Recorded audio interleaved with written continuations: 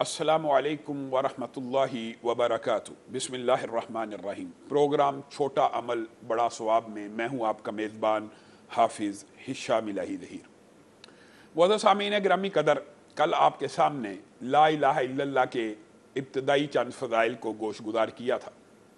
نبی کریم صلی اللہ علیہ وسلم نے ارشاد فرمایا، جو بندہ خلوص نیت سے لا الہ الا اللہ کہہ دیتا ہے، صرف ایک مرتبہ زبان سے ایک مرتبہ لا الہ الا اللہ کہنا، اس کے اندر بہت بڑی عاجزی ہے، بہت بڑی انکساری ہے۔ ہم نے اس کی ٹرانسلیشن کے اوپر کبھی غور نہیں کیا۔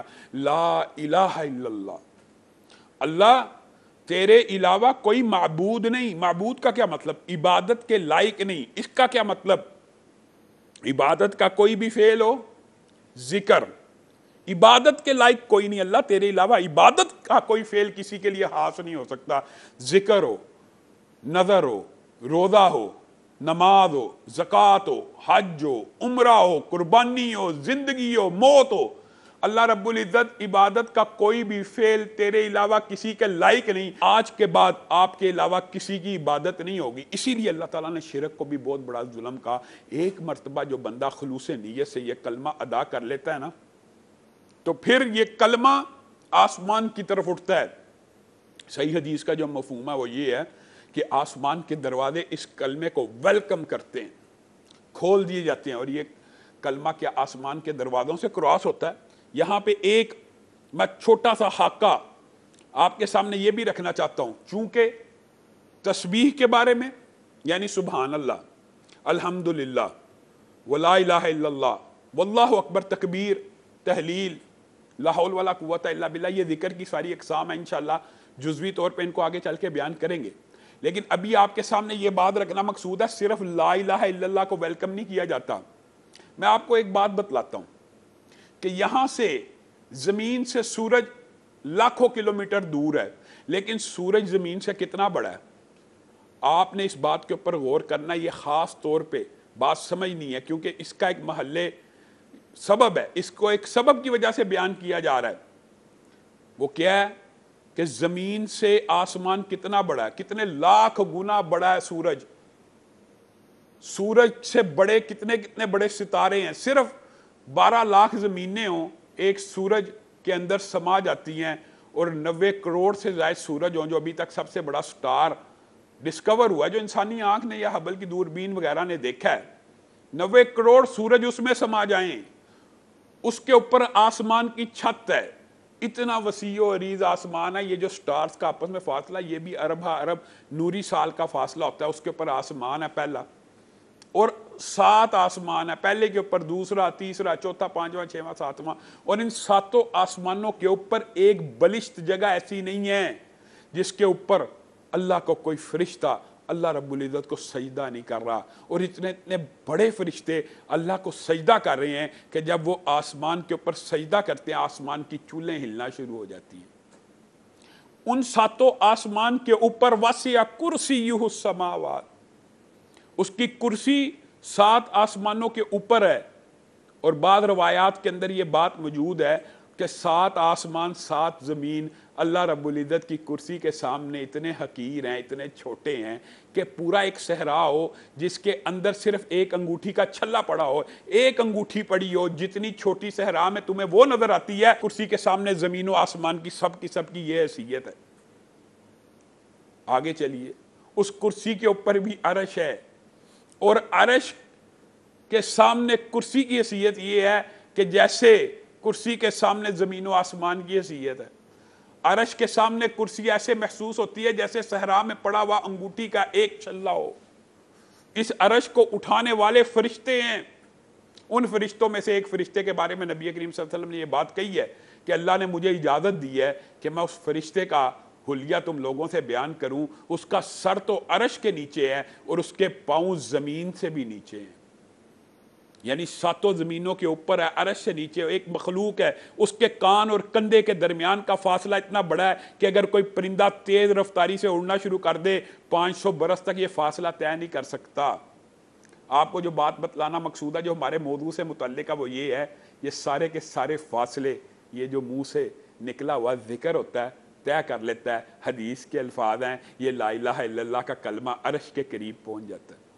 اور صرف اس کے بارے میں حدیث نہیں ہے کہ یہ عرش کے قریب پہنچتا ہے, بلکہ سبحان اللہ بھی, الحمدللہ بھی, لا حول ولا قوت الا باللہ بھی, یہ سارے کے سارے انسان کے منہ سے نکلے ہوئے مخلوق, حقیر مخلوق, زمین پہ بیٹھی ہوئی مخلوق سے منہ سے نکلے ہوئے کلمات اتنا فاصلہ طے کرتے ہیں کہ یہ کلمات عرش کے ارد گرد چکر کاٹنا شروع کر دیتے ہیں, عرش کے ارد گرد طواف کرنا شروع کر دیتے ہیں.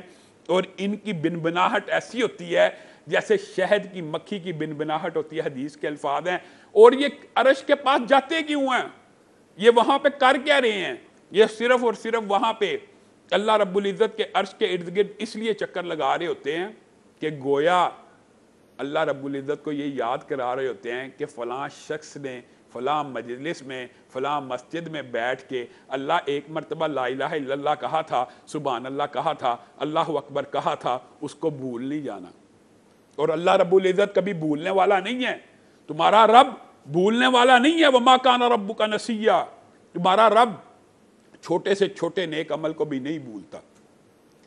یہ جو کلمہ انسان کے منہ سے لا الہ الا اللہ نکلا آسمان کی بلندیوں کو پہنچ گیا. آگے چلیے, لا الہ الا اللہ کے جو میں نے آپ سے پہلے بات کی تھی کہ لا الہ الا اللہ وحدہ لا شریک لہ لہ الملک ولہ الحمد وہو علی کل شیء قدیر, یہ لازمی ہر بندے نے دعا یاد کرنی ہے. اس دعا کا بہت بڑا اجر و ثواب ہے. اس کی بھی وجہ یہ ہے کہ اس دعا کے اندر لا الہ الا اللہ موجود ہے. اور لا الہ الا اللہ کی فضیلت جو آپ کے سامنے اس دعا کی رکھنی ہے, آپ اس کے اوپر غور کریں. نبی کریم صلی اللہ علیہ وسلم کی پہلی حدیث کہ جو بندہ 100 مرتبہ یہ کلمہ پڑھتا ہے, لا الہ الا اللہ وحدہ لا شریک لہ لہ الملک ولہ الحمد وہو علی کل شیء قدیر, 100 مرتبہ پڑھتا ہے, اس کے اتنے درجات بلند ہوتے ہیں, 100 نیکیاں ملتی ہیں, 100 درجے بلند ہوتے ہیں, 100 گناہ معاف ہوتے ہیں.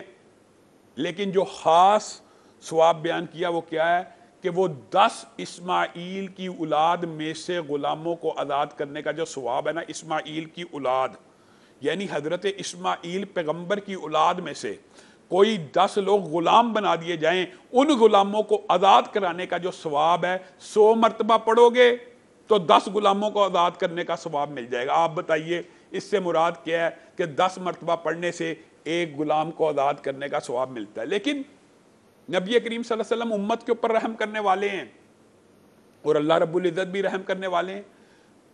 نبی کو پتہ ہے, اللہ کو بھی پتہ ہے کہ بعض امتی ایسے ہوں گے جو 100 مرتبہ تو نہیں پڑھ سکیں گے. ویسے میں آپ کو ایک بات یہاں پہ یہ بھی کہنا چاہتا ہوں کہ جادو جنات کے حوالے سے جتنا مرضی پرانا جادو ہو, جنات ہو, شیطانی عمل ہو, اثرات ہوں, یہ گارنٹی ہے جو بندہ 100 مرتبہ صبح اور شام یہ وظیفہ کرتا ہے, یہ بھی حدیث کے الفاظ ہیں, ہر شیطانی چیز, ہر جناتی چیز, ہر اس طرح کی شریر چیز اس سے دور ہو جاتی ہے. لیکن جو چھوٹا عمل بڑا ثواب کے حوالے سے ہے, یہاں تک ابھی حدیث سے پتہ لگتا ہے کہ 10 مرتبہ پڑھا ایک غلام کے آزادی کا ثواب مل گیا, کیونکہ 100 مرتبہ پڑھنے کا 10 ہے. لیکن امت کے بارے میں اندازہ ہے کہ یہ امت اتنا نہیں پڑھ سکے گی, تو حدیث میں آیا, نبی کریم صلی اللہ علیہ وسلم نے بھی تخفیف کی, اللہ نے بھی تخفیف کی کہ جو صرف 10 مرتبہ پڑھ لیتا ہے نا اس کو 4 غلاموں کی آزادی کا ثواب مل جاتا ہے اسماعیل کی اولاد میں سے.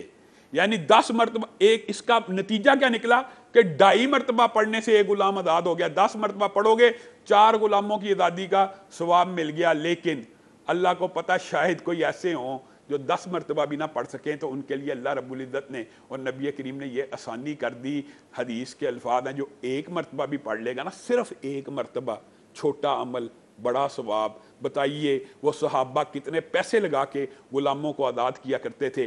ہم 1 سیکنڈ کے اندر یہ کلمہ پڑھ سکتے ہیں, اور حدیث کے الفاظ یہ ہیں کہ جو صرف 1 مرتبہ بھی پڑھے گا وہ اولاد اسماعیل میں سے گویا اس نے ایک غلام کو آزاد کر لیا. معزز سامعین گرامی قدر, یہاں پہ ہم لیتے ہیں ایک چھوٹا سا وقفہ, اور وقفے کے بعد دوبارہ آپ کی خدمت میں حاضر ہوں گے. Welcome back. پروگرام چھوٹا عمل بڑا ثواب میں ایک مرتبہ پھر خوش آمدید. لا الہ الا اللہ کے حوالے سے چند گزارشات کو آپ کے سامنے رکھ رہے تھے, اور ایک کلمے کی فضیلت آپ کے سامنے بیان کی. پہلے 100 مرتبہ پڑھنے سے 10 غلاموں کی آزادی, پھر 10 مرتبہ پڑھنے سے 4 غلاموں کی آزادی, پھر 1 مرتبہ پڑھنے سے ہی 1 غلام کی آزادی. اور یہ اللہ رب العزت کی طرف سے امت کے اوپر اور نبی کریم صلی اللہ علیہ وسلم کی طرف سے یہ اللہ کا تحفہ ہوتا ہے، یہ صدقہ ہوتا ہے جسے مجھے اور آپ کو قبول کرنا چاہیے۔ اور یہ بات مسلمہ ہے کہ جو اجر و ثواب میں زیادہ بات بیان کی جاتی ہے وہی راجح بھی ہوتی ہے، اور یہ اللہ تعالیٰ کی طرف سے عطا بھی ہوتی ہے۔ لا الہ الا اللہ ایک ایسا کلمہ ہے جو حقیقت میں جس کا ادراک اور شعور میں اور آپ صحیح معنوں میں کر نہیں سکے۔ حضرت طلحہ بن عبید اللہ ایک دن پریشان پھر رہے ہیں، حضرت عمر نے کہا کیا ہوا، کس وجہ سے پریشان ہو؟ کیا ابو بکر کی عمارت کی وجہ سے کوئی تمہارے ذہن میں اشکالات آ رہے ہیں؟ نہیں نہیں نہیں، ابو بکر کی عمارت کے حوالے سے کیوں اشکال آنے ہیں؟ انہوں نے حضرت ابو بکر کے بارے میں تعریف کی، توصیف کی۔ تو کہا پھر کیا وجہ ہے؟ کہا نبی کریم صلی اللہ علیہ وسلم نے ایک مرتبہ کہا تھا ایک کلمہ ایسا ہے جو انسان موت کے وقت پڑھے تو سارے کے سارے غم دور ہو جاتے ہیں اور اس بندے کا چہرہ روشن ہو جاتا ہے۔ یہ دیکھیں دو فضائل کلمے کے اندر، سارے کے سارے غم دور۔ یہ جو الفاظ ہیں موت کے ساتھ اس کی کیا مطابقت اور مناسبت ہے؟ میں آپ کو ایک بات بتاتا ہوں، جب انسان دنیا سے جا رہا ہوتا ہے نا، وہ لمحات مومن کے لیے تو اتنے ٹف اور سخت نہیں ہوتے، لیکن بندہ فاسق اور فاجر کے لیے بہت ٹف اور سخت ہوتے ہیں۔ لیکن مومن بھی اس وقت اس غم میں ضرور ہوتا ہے کہ میرے بعد میری اولاد کا کیا بنے گا، میرے بعد میرے پیچھے رہ جانے والوں کا کیا بنے گا۔ انسان اس سوچ میں مشغول ضرور ہوتا ہے، میں نے ساری زندگی جو چیز کمائی وہ میں چھوڑ کے جا رہا ہوں، میرے بیوی بچے یہاں رہ کے جا رہے ہیں، میرا مال دولت پتہ نہیں کس کے ساتھ کیا کیا ظلم کرتا رہا وغیرہ وغیرہ۔ یہ باتیں تو فاسق و فاجر سوچتا ہے، لیکن بندہ مومن کے اندر بھی یہ احساس اور جذبات تو ہوتے ہیں نا، میں دنیا سے جا رہا ہوں، اللہ میری اولاد کو نیک بنائے، میری بیوی کا کیا بنے گا، بچوں کا کیا بنے گا۔ یعنی غم کی جو کیفیت ہوتی ہے یہ ہر موت کے اندر جانے والے کی ہوتی ہے۔ تو نبی کریم صلی اللہ علیہ وسلم نے کہا تھا ایک کلمہ ایسا ہے جو موت کے وقت کے غم کو دور کر دیتا ہے اور چہرے کو روشن کر دیتا ہے، کھلا ہوا کر دیتا ہے، مسکراتا ہوا کر دیتا ہے، سکن روشن ہو جاتی ہے، چہرہ روشن ہو جاتا ہے۔ کئی مرتبہ آپ نے میتوں کو دیکھا ہوگا ایسے محسوس ہوتا ہے جیسے مسکرا رہی ہیں۔ تو وہ کلمہ میں نے نبی کریم صلی اللہ علیہ وسلم سے، طلحہ بن عبید اللہ کہتے ہیں، پوچھنا تھا، لیکن نبی کریم صلی اللہ علیہ وسلم کا انتقال ہو گیا اور میں نبی کریم صلی اللہ علیہ وسلم سے نہ پوچھ سکا۔ حضرت عمر نے کہا یار یہ کیا بات کی ہے آپ نے، وہ کلمہ مجھے معلوم ہے، کیا آپ نہیں سمجھتے کہ آپ کو پتہ ہے؟ طلحہ بن عبید اللہ نے کہا بتائیے وہ کلمہ کون سا ہے؟ حضرت عمر نے کہا وہ لا الہ الا اللہ کا کلمہ ہی تو ہے۔ تو حضرت طلحہ بن عبید اللہ نے کہا ہاں اللہ کی قسم اس کلمے کے علاوہ وہ کوئی کلمہ نہیں ہو سکتا۔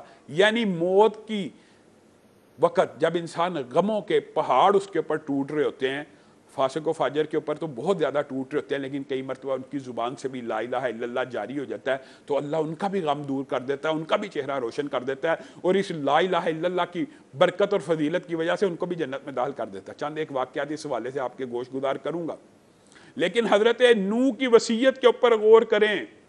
حضرت نوح کہہ رہے ہیں کہ 7 آسمان 7 زمینیں اے بیٹے ایک پلڑے کے اندر ہوں اور تنہا لا الہ الا اللہ دوسرے پلڑے میں ہو تو لا الہ الا اللہ کا پلڑا بھاری ہوگا، 7 زمینوں کو 7 آسمانوں کو ایک زنجیر میں جکڑ دیا جائے۔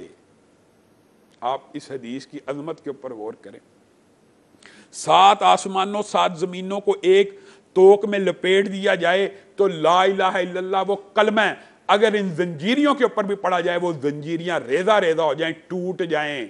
گویا اس بات کا کیا مطلب ہوا؟ لا الہ الا اللہ ایک ایسا کلمہ ہے جو انسان سے ہر مشکل دور کر دیتا ہے، ہر مصیبت ٹال دیتا ہے۔ لا الہ الا انت سبحانک انی کنت من الظالمین کے اندر بھی لا الہ الا اللہ ہے۔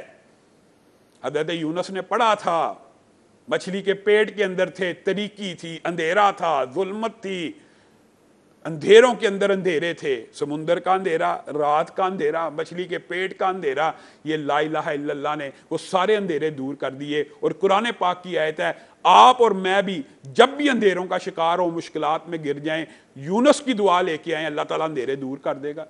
وہ دعا یہی ہے لا الہ الا اللہ۔ آپ بتائیے لا الہ الا اللہ میں اتنا اثر کیوں ہے؟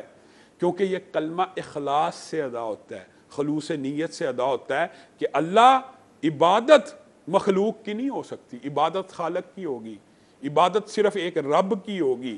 جب انسان یہ کلمات کہہ کے مسلمان بن جاتا ہے نا، یقین مانیے اس کے اندر خلوص بہت زیادہ اہم ہے، خلوص بہت زیادہ اہم ہے. آپ اس بات کے اوپر غور کریں کہ کئی مرتبہ انسان آخری لمحات میں ہوتا ہے, اور یہ صحیح حدیث آپ کے سامنے رکھتا ہوں. نبی کریم صلی اللہ علیہ وسلم نے ارشاد فرمایا, انسان جنتیوں والے کام کرتا رہتا ہے, جنت ایک ہاتھ کے فاصلے پہ رہ جاتی ہے, ایسا عمل کر اٹھتا ہے کہ جہنم میں داخل ہو جاتا ہے. اور جہنمی جہنم والے عمل کرتا رہتا ہے کہ ایک ہاتھ کا جہنم سے فاصلہ رہ جاتا ہے, بالآخر ایک ایسا عمل کرتا ہے جنت میں داخل ہو جاتا ہے. وجہ کیا ہے؟ محدثین نے وجہ لکھی ہے کہ دونوں میں ایک فرق ہوتا ہے. نیک عمل کرنے والا کر تو نیک عمل رہا ہوتا ہے, لیکن اس کی نیت میں لا الہ الا اللہ کا اخلاص نہیں ہوتا. بالآخر اس وجہ سے آخر میں اللہ اس کا اندر ظاہر کر دیتا ہے. اور ایک مشہور واقعہ اس حوالے سے سکا کہ ایک شخص خانہ کعبہ کے اندر کھڑا ہوا دعا کر رہا ہے, اللہ خاتمہ بالخیر فرما, خاتمہ بالخیر فرما, آخری وقت کو اچھا فرمانا, آخری وقت بہکانا نہیں. اس سے پوچھا گیا تم یہ کیوں کر رہے ہو؟ کہا میرا ایک بھائی تھا, اتنا نیک تھا, ہم اس کے سامنے کوئی نیک نہیں تھے, آخری لمحات تک نیکی کرتا رہا. جس دن اس نے دنیا سے جانا تھا بہت تکلیف میں تھا, ہم سارے بھائی قرآن پکڑ کے اس کے پاس کھڑے تھے کہ اس قرآن کو پڑھ لے. اس کے منہ سے معاذ اللہ الفاظ نکلے کہ میں اس کتاب کے اوپر ایمان ہی نہیں لاتا, اس نے میری کون سی مشکل حل کی ہے, اتنا میں پریشان ہوں. آخری لفظ ادا کیے دنیا سے چلا گیا. جنتیوں کے عمل ساری زندگی کرتا رہا, آخر میں یہ الفاظ کہہ دی. اور دوسری طرف سعودی عرب کا مشہور واقعہ اس کی اخباروں میں چھپا ہے. ایک بندہ ہے, اس کو خواب آ رہی ہے. کس قسم کی خواب آ رہی ہے؟ کہ فلاں ٹیلی فون نمبر پہ فون کر, اس بندے کو عمرہ کرا. اس بندے نے ایک دفعہ خواب دیکھی, اس نے اس بات کو اگنور کیا, دوسری تیسری 4-5 مرتبہ اس کو خواب آئی. کسی عالم کے پاس گیا, اس نے کہا یہ خواب آتی ہے. کہا اس نمبر پہ ٹرائی تو کرو, اگر تمہیں نمبر بھی یاد ہو گیا. نمبر پہ ٹرائی کیا, ایک بدو ہے, نہ نمازی ہے, نہ روزے رکھنے والا ہے مسلمان ہے, لا الہ الا اللہ کا اقرار اس نے کیا ہوا. اس کو کہا اس طرح مجھے خواب آتی ہے عمرہ. کہتا میں نے تو سعودی عرب میں رہتے ہوئے میں نے زندگی میں کبھی عمرہ نہیں کیا, زندگی گزر گئی عمرہ نہیں کیا, میں نہیں آتا. اس نے کہا میں تیرا سارا خرچہ اٹھاؤں گا, آ جا. ہر بات مذاکرات طے ہو گئے کہ تو مجھے یہاں سے لے کے جائے گا, چھوڑ کے جائے گا, ہوٹل کا خرچہ کرے گا وغیرہ وغیرہ, میں کر لوں گا. وہ اس کو لے کے آیا, عمرہ کیا. اس شخص نے زندگی کا پہلا عمرہ کر رہا ہے, ساری زندگی نہ نماز پڑھی ہے نہ نیکی کا کام کیا. لیکن یہ لا الہ الا اللہ کی برکت ہوتی ہے, خلوص نیت ہوتی ہے. اس بندے نے عمرہ کیا ہے, واپس باہر نکلنے لگا. اس بندے کو کہتا ہے میں اللہ کی بارگاہ میں 2 سجدے کرنا چاہتا ہوں, 2 رکعت نفل پڑھنا چاہتا ہوں, پتہ نہیں زندگی میں دوبارہ خانہ کعبہ آنے کا موقع ملے کہ نہ ملے. کہتا ہے دوسری رکعت میں سجدے میں گیا, اسی وقت روح جسم سے جدا ہو گئی. میں نے اس کی میت کو پکڑا, اس کے گھر میں لے کے آیا, اس کے کفن دفن کا انتظام کیا. میں نے اس کی بیوی سے پوچھا کہ کیا ماجرا ہے, اتنا اچھا انجام, اتنا عمدہ معاملہ. کہا ایک بات تو یہ ہے. اس کی بیوی نے کہا کہ مجھے 2 باتیں سمجھ آتی ہیں, واقعی نمازی نہیں تھا, واقعی عبادت گزار نہیں تھا, لیکن اللہ تعالیٰ نے جو رحمت کیا نا, ایک تو زندگی میں اس نے کبھی شرک نہیں تھا کیا, لا الہ الا اللہ کے اوپر کاربند تھا, کبھی اللہ کے علاوہ کسی کو سجدہ, رکوع, نظر, نیاز, کوئی عبادت کا فعل نہیں کیا. اور دوسری بات یہ کہ ہمارے ہمسائے میں ایک بیوہ رہتی تھی, اپنے گھر میں جو کھانا لاتا تھا نا اس کے گھر کے باہر رکھ دیتا تھا. وہ پردہ دار عورت تھی, اس نے کبھی اس کو نظر اٹھا کے نہیں تھا دیکھا, اور بیل بجاتا تھا اور کہتا تھا اماں جی آپ کے لیے کھانا لے کے آئے ہوں, آپ پکڑ لیں. اور خود لے پلٹ آتا تھا وہ عورت, تھیلا اٹھاتی تھی. اور میں نے اپنی کانوں سے کئی مرتبہ اس کے الفاظ سنے, اللہ اس بندے کا خاتمہ بالخیر فرما دینا, اللہ اس بندے کا انجام اچھا کر دینا. تو مجھے تو یہی 2 باتیں نظر آتی ہیں. معزز سامعین گرامی قدر, یہ بھی حدیث صحیح ہے کہ لا الہ الا اللہ اکیلا کئی گناہ گاروں کے کل قیامت کے دن پلڑے میں لایا جائے گا, ان کی ایک نیکی بھی نہیں ہوگی, صرف لا الہ الا اللہ ان کے پلڑے میں ڈالا جائے گا. معاذ اللہ, یہ نہیں آپ کو کہہ رہا کہ عمل کی راہ کو اختیار نہیں کرنا, یہ خلوص نیت کی بات ہو رہی ہے کہ آخری وقت کے اندر جو خلوص نیت سے یہ کلمہ کہہ دیتا ہے, اللہ رب العزت اسے جنت الفردوس میں داخل کر دیتے ہیں. یہاں پہ آج ہم لیتے ہیں آپ سے اجازت. انشاءاللہ کل ایک نئے پروگرام کے ساتھ آپ کی خدمت میں حاضر ہوں گے. والسلام علیکم ورحمۃ اللہ وبرکاتہ.